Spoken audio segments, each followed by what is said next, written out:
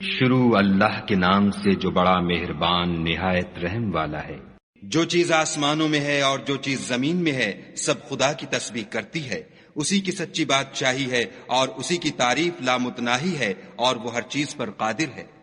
وہی تو ہے جس نے تم کو پیدا کیا، پھر کوئی تم میں کافر ہے اور کوئی مومن، اور جو کچھ تم کرتے ہو خدا اس کو دیکھتا ہے۔ اسی نے آسمانوں اور زمین کو مبنی بر حکمت پیدا کیا، اور اسی نے تمہاری صورتیں بنائیں اور صورتیں بھی پاکیزہ بنائیں، اور اسی کی طرف تمہیں لوٹ کر جانا ہے۔ جو کچھ آسمانوں اور زمین میں ہے وہ سب جانتا ہے، اور جو کچھ تم چھپا کر کرتے ہو اور جو کھلم کھلا کرتے ہو اس سے بھی آگاہ ہے، اور خدا دل کے بھیدوں سے واقف ہے۔ کیا تم کو ان لوگوں کے حال کی خبر نہیں پہنچی جو پہلے کافر ہوئے تھے تو انہوں نے اپنے کاموں کی سزا کا مزہ چکھ لیا، اور ابھی دکھ دینے والا عذاب اور ہونا ہے۔ یہ اس لیے کہ ان کے پاس پیغمبر کھلی نشانیاں لے کر آتے تو یہ کہتے کہ کیا آدمی ہمارے ہادی بنتے ہیں، تو انہوں نے ان کو نہ مانا اور منہ پھیر لیا، اور خدا نے بھی بے پرواہی کی، اور خدا بے پرواہ اور سزاوار حمد و ثنا ہے۔ جو لوگ کافر ہیں ان کا اعتقاد ہے کہ وہ دوبارہ ہرگز نہیں اٹھائے جائیں گے۔ کہہ دو کہ ہاں ہاں میرے پروردگار کی قسم تم ضرور اٹھائے جاؤ گے، پھر جو جو کام تم کرتے رہے ہو وہ تمہیں بتائے جائیں گے، اور یہ بات خدا کو آسان ہے۔ تو خدا پر اور اس کے رسول پر اور نور قرآن پر جو ہم نے نازل فرمایا ہے ایمان لاؤ، اور خدا تمہارے سب اعمال سے خبردار ہے۔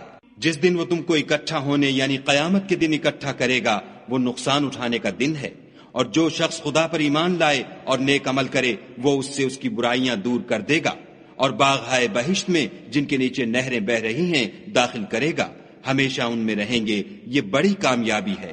اور جنہوں نے کفر کیا اور ہماری آیتوں کو جھٹلایا وہی اہل دوزخ ہیں، ہمیشہ اس میں رہیں گے، اور وہ بری جگہ ہے۔